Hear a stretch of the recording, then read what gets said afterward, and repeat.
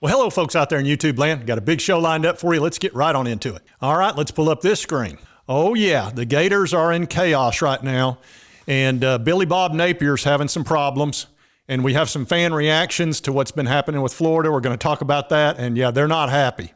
Now, needless to say, Florida has not had a couple of good years. It's been very difficult. Last year, they finished 6-7, fired their coach. Brought in Billy Bob Napier, and he was, I believe he was at Louisiana Tech, and he'd had a good, successful record down there. But he didn't do so good this year, like I said, a losing record. And this is a team that lost to Vanderbilt this year, and then in their bowl game, they got blown out 30-3 against Oregon State. Now, obviously, they didn't have Anthony Richardson, but a lot of people in Florida, they weren't real thrilled with Anthony Richardson, which he's very talented. He's hit and miss. He either plays great or he struggles. You know, when he played Tennessee, he played as good a game as he could possibly play, and we still won. Now, we're going to talk about Florida's problems, but it's not just their losing record. They've had so many transfers, it's unbelievable. There's been a mass exodus out of Florida by current players, which you may not be aware of. And then on top of it, their number one recruit, a five-star quarterback, some have him as a super high four-star, some have him as a five-star, is ghosting them. You know, he's committed the whole 9 yards and has not shown up for duty. So they're very concerned down there. Now, anybody that has watched this channel knows I am not a Florida fan.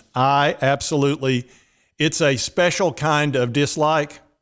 It's a sports hatred that goes back to the 80s and especially the 90s with Steve Spurrier.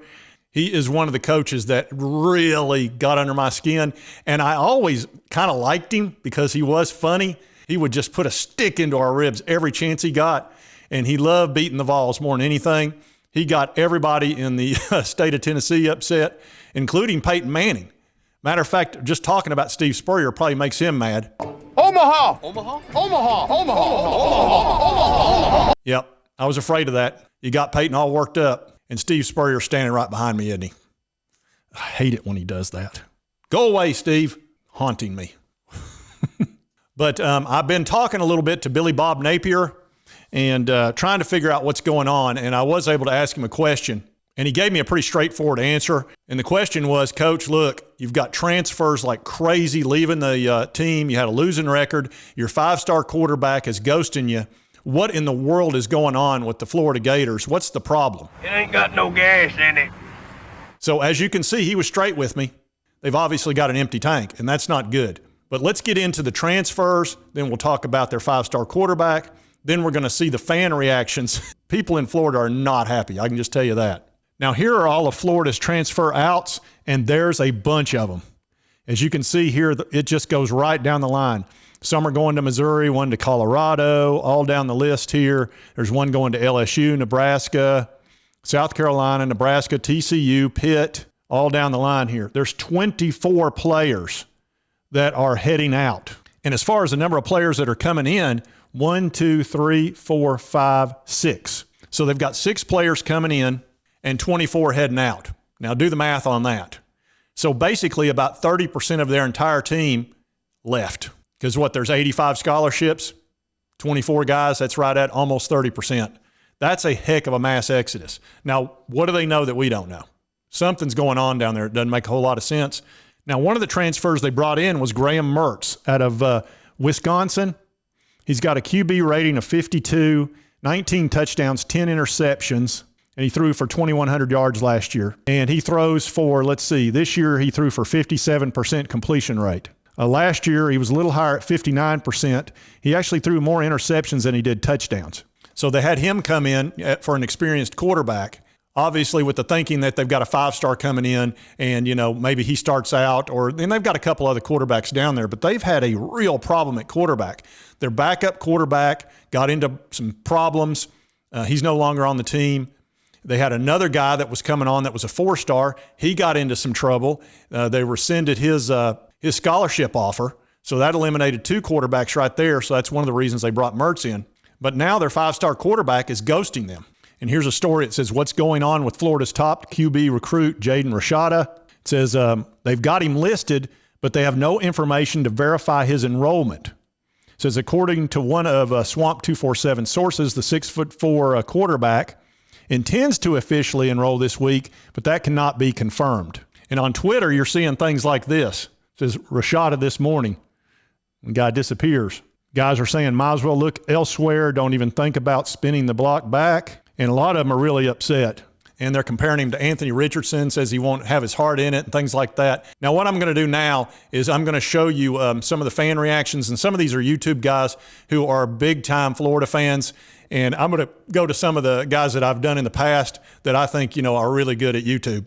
And I'm going to start out with High Top Sports. I've actually featured this guy before. He's actually quite good at it, and he's a huge Florida fan. And I actually respect the fact he'll come on after a loss immediately and do a video, which I'm not going to do because after a loss, I don't want you to hear what I might have to say. I'll thank you not to use that kind of language in my presence. But he'll come right on, which is not easy to do. But whenever I want to know what's going on with Florida, I usually go to his channel.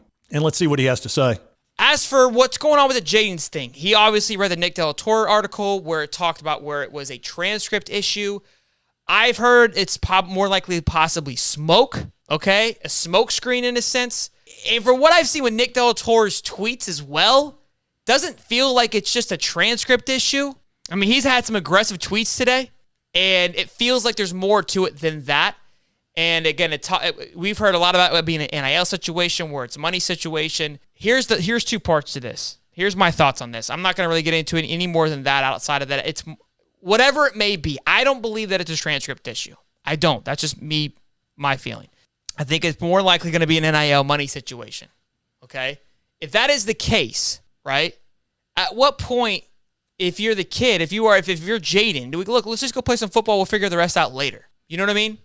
And again, it's a business, and he has the right to hold his own and want to go after things and get it done, and I respect all of that, but I don't believe that that's the case.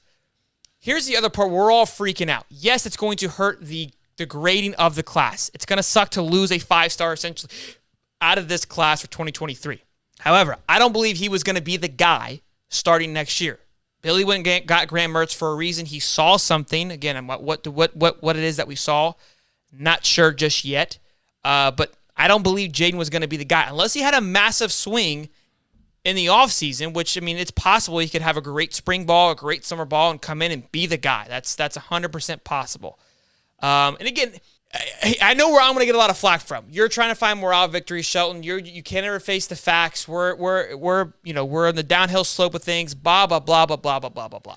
All right, so he's talking like he may not come. And I think he's getting his viewers, he's kind of preparing them just in case. Because if they lose their top recruit, they go from probably 11th, which I believe is what they're at, to probably 15th or 16th. It's really going to hurt them because, 5-star, if we'd have lost Nico, that would have been awful. So Florida has just really struggled all year long. And here's a guy, Josh Prey. This was after the Vanderbilt loss. Look, when Florida lost to Vanderbilt, that was painful. That's when you kind of hit the bottom of the barrel. And here was his reaction to that.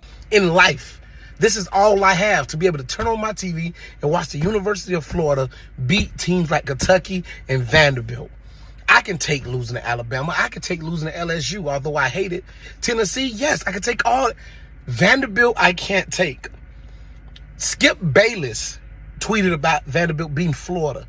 Vanderbilt. When people think of the state of Tennessee, they think of Tennessee Volunteers.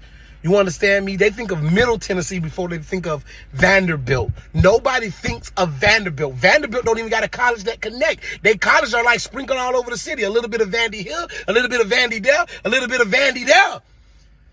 They an afterthought in Nashville. Man, that guy, every time I watch him, I laugh. He does a good job on YouTube. A lot of people like him. He's very popular.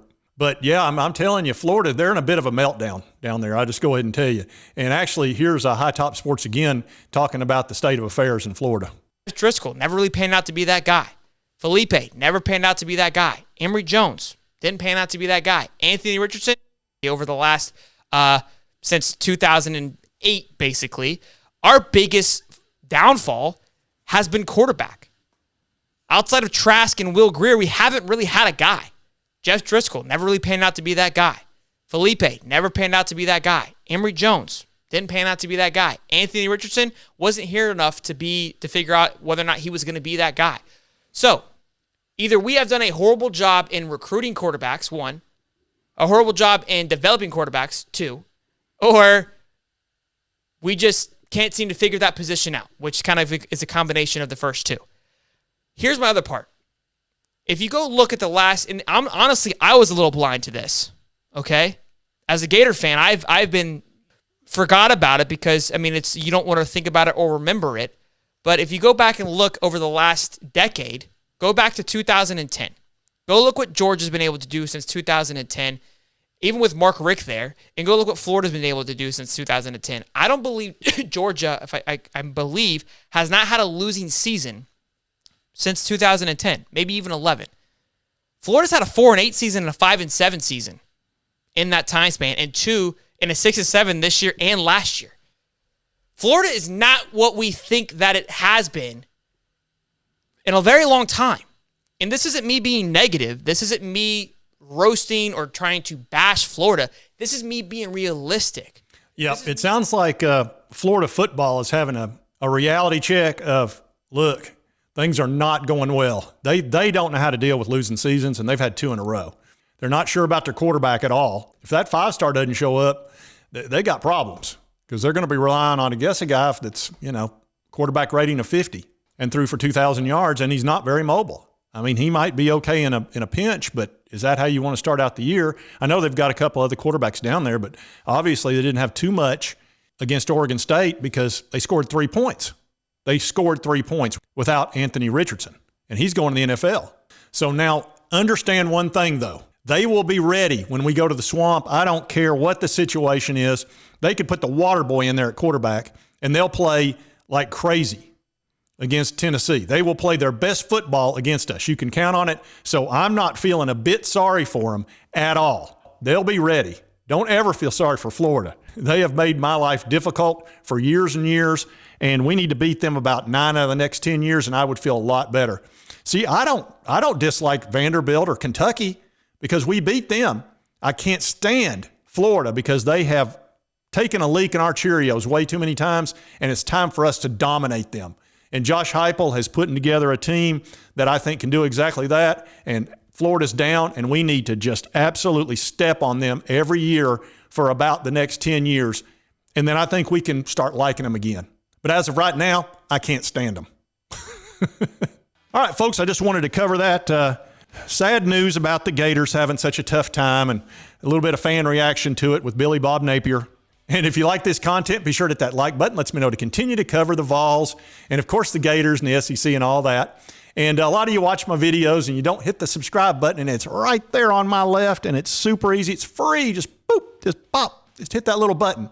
Doesn't cost you a thing. I would appreciate it. And on my right here, I've got a video YouTube thinks you're going to like. It's one of my most recent ones, quite popular. And I hope you did like the content. We'll see you next time on Sports Talk Jay.